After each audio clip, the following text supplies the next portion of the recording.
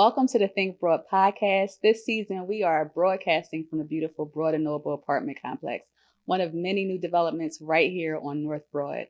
Before I get into today's conversation, I just want to remind you to subscribe. We are here to build a community of informed and engaged stakeholders, and make sure you leave those comments for us to enjoy. Welcome, Councilman Young. How are you? I'm good. How are you? Good. It's great to have you here. Thanks for inviting me.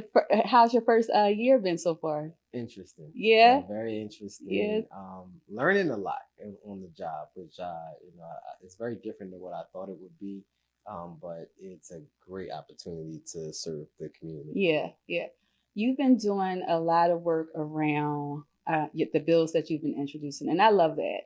I love that you came out strong introducing bills and putting legislation in place because it's great to have community events. That's very good. It's great to have initiatives in the community, but the things that's going to shape us and shape our communities is going to be that legislation. So thank you for that. Thank you for it. Of course. I mean, my job is a legislator, so people tend to forget that council members, representatives, like we're legislators. Our job is to help shape policy and change laws. Yes, it is. And so what we're talking about this season is business attraction and retention. You know that that's a key program for the Northborough Renaissance. And we're working with business attraction. Our focus is business attraction and retention is because we want to create job equity. And so I would love to talk about your points, or your views on that, and how we can work with the city council and the public sector to help us move things forward. So my first question is, what does business attraction mean to you, and why is it important for our community? Business attraction means bringing businesses that don't exist into existence, whether they are from entrepreneurs who are within our city or beyond our city borders. We want to make sure that our city has an environment where people want to start a business, people want to grow their business. And so that's what business attraction is to me, is understanding the landscape of providing those necessary environments so businesses can grow and continue to thrive. So last year, you introduced a bill for office vacancy crisis, or resolution, I should say, and you heard some best practices. What are some best practices that you have seen in this space to attract businesses to cities? What I think is, given our issues in our commercial corridors, particularly our center city commercial corridors, we have to really incentivize folks to come back to the office. And so what we can do is provide them, what employers should do is provide them with certain incentives that make them want to come back, such as, maybe some childcare, maybe pet care, maybe the office owners can provide, some relief on the rent payments for a couple of months. One idea that I had that we're working on is trying to figure out, how can we create a tax environment that incentivizes folks to come back to these offices. Maybe taking a look at what the UNO tax looks like. Yeah. And I testified during that resolution, primarily because while the focus was in Center City, we know that what's happening in Center City, it can be even worse when you get into the neighborhoods. And so what does those initiatives look like as you look at the different corridors, especially North Broad, and helping to create equitable job equity and equitable business attraction along the corridors? So I think when you move beyond Center City and go into some of the neighborhoods, I think our bureaucratic system, the regulatory system, kind of discourages a lot of people to invest and start a business, a brick and mortar business here in the city of Philadelphia. So we have to make sure that we create, again, those environments that make people comfortable with starting a business. We have to make our community safer. We have to make it easier to understand how to do business here in the city. And we have to, improve on some of the technology that the city uses to communicate with business owners. Yeah. And nuisance businesses are a big challenge, and especially as you get into the corridors. And I'll say for the Northborough Renaissance, in my experience, is that this is new for our community, thinking about special service district and thinking about its business improvement district. when I talk to people about that, they usually don't know what it is. And I usually have to say, well, Center City is our largest business improvement district, and we have about 16 across the city. And so businesses aren't used to checking in and just saying, hey, how are you? How's your business going? How can we help? They're very like, is this Ellen and I, or who's this right now? And they're very offstandish. How do we break down that barrier and get businesses who aren't used to engaging in the community that way to start really engaging into the community? I mean, I think it starts with, some of the city departments, going actually on the ground, having more boots on the ground to talk to business owners, not just when they're going out to give them citations or violations, but talk to them about how what resources are available for the city and how the city can help them grow their business. And I think if we do that and we have a strict method on how we communicate with the business owners, then we'll be able to make them more comfortable again with interacting with the city. Yep. And I think too, it's part of the job of the community members and for organizations like the Northborough Renaissance to kind of hold businesses accountable to being engaged in the community, right? And not just come and use the services and use our money and then take that money outside to support your family or your communities, but how are you reinvesting back into where you place your business, and how are you engaged? Because at the end of the day, that can also increase business for the different businesses. So let's talk a little bit more about the role, the overall role that businesses play in the economic health of our community. I mean, businesses are the backbone of our society. I mean, we get this city of Philadelphia. We live off of our wage tax. We live off our business taxes. So without those entities in our city, we would be crushed. So we want to make sure that folks want to be here and provide those opportunities for them folks to be here and work and start businesses in the city. It's imperative. Like 40% of our tax structure comes from the wage tax. So. Wow. And so there was is an initiative that the Northborough Renaissance is working on to create the different districts along North Broad Street. And one of those are the health district around the Broad and Allegheny area. It makes sense, right? Because that's an area where Temple Health System is and the medical school. So there's already a health anchor. But surprisingly, that's also one of the unhealthiest communities. And when you look at the business infrastructure in a neighborhood, it's not a whole lot to say we're here to support your health as a community. And so for the Northborough Renaissance, one of the things that we want to do is kind of be that advocate for the community to say, how do we bring balance so that it's not just fast foods or Chinese stores or beer distributors, but how do we bring balance so that we can have those things that the community enjoys, but also the healthy aspects of business attraction? So how do we work with the city on things like that, initiatives like that? So one thing that my office is doing, has done in that particular area, is looking at what the zoning is for parcels in that community to figure out where we can provide a healthy grocery store, big box store type option in that neighborhood. Because folks who live around Broad and Allegheny, they're traveling 2 to 3 miles away just to go to the grocery store. So we have to make sure that we provide access to healthy foods in those communities. And as a government official, we have to look at those incentives to bring folks to that community. Yeah. And then you also have big projects like the Shift project that's taking place up there. And so is there a way where, let's say, Shift, City Council, and the Northborough Renaissance can work together to maybe use that as an anchor for more healthy food options or just healthy business options in general? Absolutely. Collaboration is going to help us move forward, particularly quicker as well.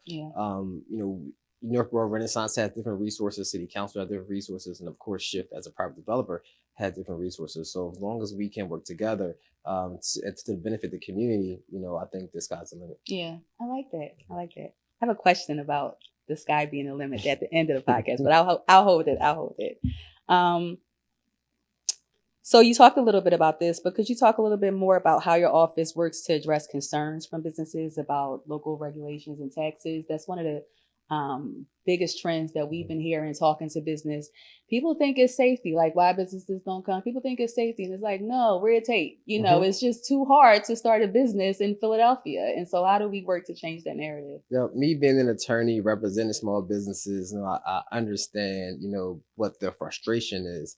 I've helped clients start businesses. I've helped, clients transfer businesses. So the bureaucracy in the city of Philadelphia is, for someone who just wants to earn a living, like someone who just wants to do a job and do it well, provide a service, it hinders them because it's too much to deal with when you have to deal with the level of taxing that we have here in the city, when you have to jump through so many hoops to just get an answer from a city department or a city agency.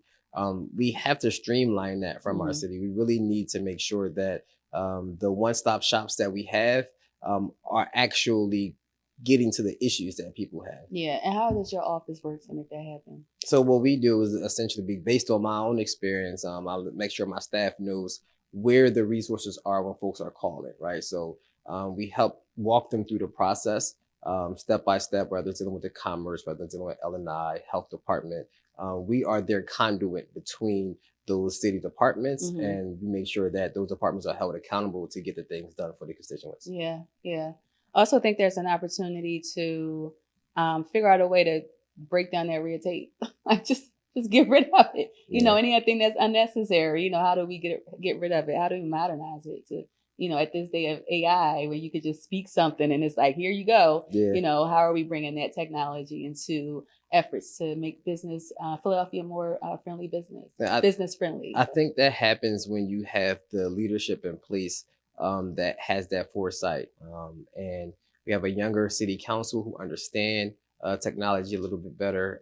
And I think we have some folks that are coming into government who understand that government should not be no, but it should be, how can we help you? Yeah. And as long as we continue on that pattern, I think we'll be able to break down some of that red tape. It's just, we always give it what we call a Philly shrug. It's like, it's what it is. It's always been that way. Yeah. So, but why can't it change? Yeah. And I look at solutions to those problems and try to think outside the box and creatively on how we can change those issues. And technology is one of the key ways where we can help change that. That's one thing I enjoy about the new council members that are here. And I'm seeing more activity on social media. If you're not following your city council person on social media, they're there. So make sure you follow your social, you find out who your city council person is, even the at-large city council members, and you follow them on social media because they're there. They're sharing information about what they're doing in your neighborhoods and what they're doing to improve the quality of life for Philadelphia. So make sure you're following your city council person, but it is more visible. Yep. You can watch city council on TV. You can watch it on YouTube. You can watch it, just get clips on Instagram. And so I love that that's being more visible and being more made more easily to the community, to the neighborhoods. Yeah, we have to be accessible to our constituents when we have to evolve with the times. Folks like to get information in real time as quickly as possible, and social media helps us communicate directly with our constituents, provide our message out there. Yeah, I like it. With the African American community being Philly's largest demographic, and also the largest demographic living in poverty, let's talk a little bit about minority business development and how your office is shaping that. Okay.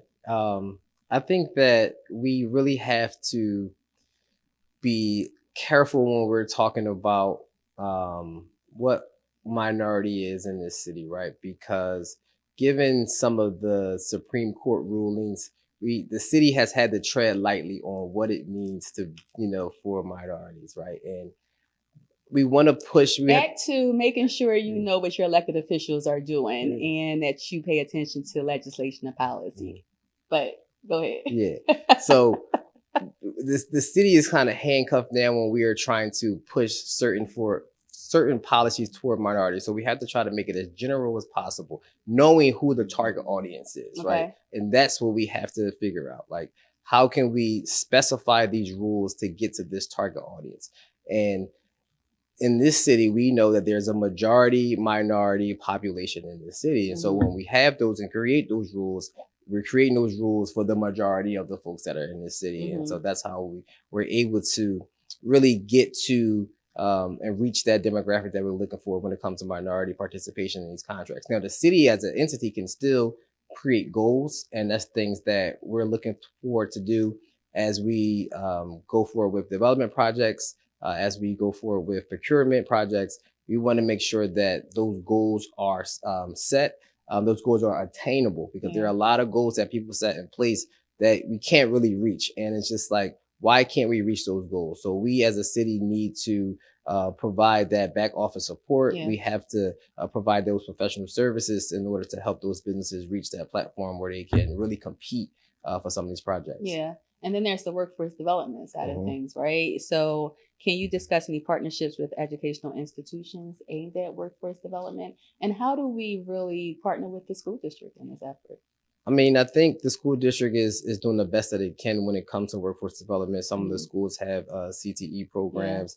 Schools in my district like Dobbins, like Ben Franklin, they have these programs, but we really have to connect the programs to the end employers, because the employers are the ones who are going to provide those resources to really get those students in a place where they need to be. And so we can tailor those programs to what the industries are looking for. I think it's more helpful. So we have to start partnering with, looking toward the future for what the future industries are here in Philadelphia, whether it's biotech, whether it's manufacturing. We have to talk to those industry leaders to see what they need, and then direct the curriculum to fit fit those jobs of tomorrow. Yeah. And does your office have any particular initiatives currently in place around those actions? So we are working with the school district, again, with Ben Franklin and Dobbins, to really make sure that those students have access to the employment opportunities once they leave those schools. Temple University is in my district, which has a number of programs to help the community members out with workforce development skills, job training, things like that. But as we, again, move forward and we are evolving as a society, we have to target those workforce development programs to what the future jobs are. And I think that as we're shifting, we're seeing we have to be more progressive in that. Yeah. And one of the reasons why the area where we're broadcasting now and at the Borden Spring Garden area is the reason we made this the tech district, or we proposed this to be the tech district, is because of that very reason. Because students are learning about STEM and STEAM in the classroom, but where's the opportunity when they walk out the classroom? Right. I don't know if you ever stood at Broad and Spring Garden at 3:00, right? But that's our opportunity. It may seem like chaos, but that's our future and that's our opportunity. But when they're leaving school, they don't really see the opportunities to connect to these type of programs. And so the reason why we said, well, this can be a tech district and we can provide incentives to attract more tech-related and STEAM-related businesses is so to provide context, so students can see the opportunities on their way to school, and we can help connect those dots. They can get internships right across the street. They can get jobs after they leave Ben Franklin and go up the street for community college and then go to Temple University, whatever that may look like, but it's right there, it's right here in the neighborhood. Yeah, our children have to be able to touch things because they don't know it exists unless they see it right in front of them. And so we have to make sure that they're given the opportunities to experience what those industries are, and what life is outside of their own community. Because if no one in their household, no one on their block is in that industry, then they have no idea it exists. And so I take it upon myself as a council member to be more visible in the community, more visible to young people, so they can see that there are people who exist outside of their own block. There are people who are doing exactly what it is they want to do if they have dreams. And we just have to make sure that they have access to those people. And we nurture that, right? We nurture that. One of the things I wanted to get your feedback on and your opinion is we have Temple. You spoke about Temple University right here on the corridor, and it's one of our anchor institutions. How do we build a stronger relationship with the university, city council, and the work that we're doing on North Broad Street with Temple University? What's some advice you have on that? Just figure out what their goals are, right? And figure out where your goals align. And focus on that to build that relationship, to build that communication.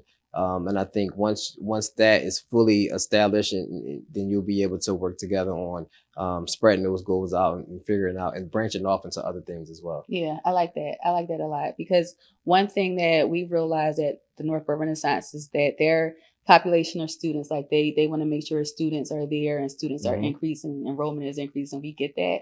Our job is to make sure they have a good experience while they're here, to make sure that the neighborhood is good and, Right. they can go to different businesses while they're here. And so how do we make that connection? So I really do like that.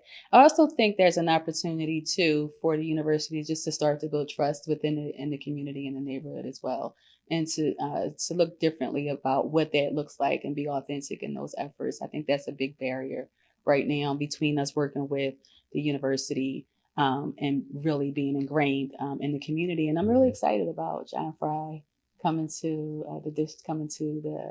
so John Fry being at the university, and I'm looking forward to seeing how he elevates the work there. Yeah, I think President Fry is a visionary from his work at Penn, his work at Drexel. So I do think he understands how a community needs to be involved with a university. Yeah, yeah. How do you envision the local economy evolving over the next decade?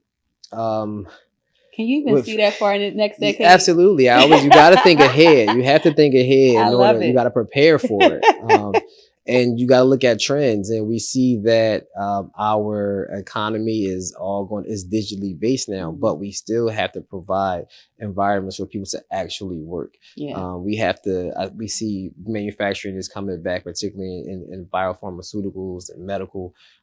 So if we know that that's coming, we have to prepare our kids now for, again, like I said, those industries that are coming here. Philadelphia is being looked at as like the Silicon Valley of biotech, right? Next to outside of Boston. I Yeah. know Atlanta is really trying to get into that industry as well, but Philadelphia is the hub because of our location. Hmm. We're so close to New York. We're so close to DC. We have rail transportation, port transportation. We have an international airport. Hmm. So it is a place where it is easy to Yeah. transport goods around the Yeah. world. And I think companies are noticing that, and we have to market that to companies that want to get them to come to Philly and say, hey, you can produce your stuff here and get it anywhere in the world. Yeah. And I heard you mention biotech and the technology side of things, and what they're doing at Penn Innovation is amazing. I'm always looking at what they're doing at University City as a best practice. Like how, what are they doing to make sure we're thinking about that for Northbrook, but in a way that really means something for the community, because the neighborhoods can be a little different. But what Yeah. other industries do you think we should be targeting? I think we should be targeting the hospitality industry as well, Hmm. as our city. In order to attract some of those major companies, we have to ensure that there are places where folks can stay comfortably. We have to make sure our restaurant scene it stays top notch. We have Hmm. to make sure that some of the leisure things that we have, our parks, things like that, are in the condition that's going to attract those people that want to come to the city. Yeah. And I guess a big part of that and the challenges that we have is the homeless population. And with Kensington being shut down, we're seeing that population now coming into the neighborhoods. How do we work to kind of address that in the most humane and um, genuine opportunity that we can? Yeah, I think we have to make sure that there is places for people to go to get help. Make sure that there is places people can go for shelter, and to all the wraparound services that are needed in order for them to really recover. But they have to be there mentally first, and so we can't police our way out of that issue. Hmm. That's an issue that is very complex. Yeah. But I always applaud our mayor for taking it Yeah. head on, because Yeah. no one else wanted to. Yeah. And she's doing a great job, I think, Hmm. at tackling that issue. It's just Hmm. that how do we prevent the issues from spreading to other The neighborhoods, spillover part. Hmm. exactly, and from creating other concentrated Yeah. populations Yeah. of those homeless and drug addicted Yeah. folks. So we got to keep it so that those folks understand that Philly is not a safe haven. Right. However, you can get the treatment that's necessary in order for you to get better. Yeah, yeah, that's good. And I think it's important. I love that because it's important for us to remember that we don't always get to define community. Mhm. And, this is community, Yeah. and so we have to make sure we're addressing it with respect Yeah. and very decent. Yeah, I mean, there are times where folks in the past will say, we certain communities were not treated with dignity, and so that leaves a bad taste in folks' mouths. Yeah. But we got to move forward, understanding that this problem is a little different, and we'll be able to get through it. Yeah. So this is a what comes first, the chicken or egg question, because what comes first, the revenue, and then helping the city bring in revenue to put those programs in place and to provide those options, or like how do you determine what to focus on first so that we can address all of these issues that are affecting the city? Yeah, our city has so many issues that yeah. it's a balancing act, and we got to figure out what our most pressing issues are, and honestly that's what politics is. Yeah. Who gets the resources, where, and how. Yeah. And so we have to really think about what is important to our city, and what can help our city grow. Yeah. And if we can create environments again that is conducive for entrepreneurship, we can create environments that are safer. If we can get our schools a little bit better, right, then I think we'll see a lot of growth in our city, which will help, provide those resources we need to tackle all the problems. Yeah. And, one thing that we do see in Philadelphia, and we see on North Broad, we do see an increase of residents coming to the city. These are usually young professionals that may or may not have families yet. But the minute they get a family, they're looking outside the city. And I think a big part of that is the education, making sure we're providing good quality education across the board, not just for new residents. Our thing here at North Broad is that a person's quality of life should not be determined by their income, right? Everyone should be afforded good education. Everyone should have clean, safe. They shouldn't have to clean streets. They shouldn't have to worry about safety. This is the quality of life that should be afforded across the board, regardless of income, regardless of skin color. This is something that we try to incorporate. And we definitely don't want to see our residents decrease just because they don't have good options to send their kids to. Right. So I represent the 5th Council District, and I literally represent the most challenging parts of our city. I probably should have led with that.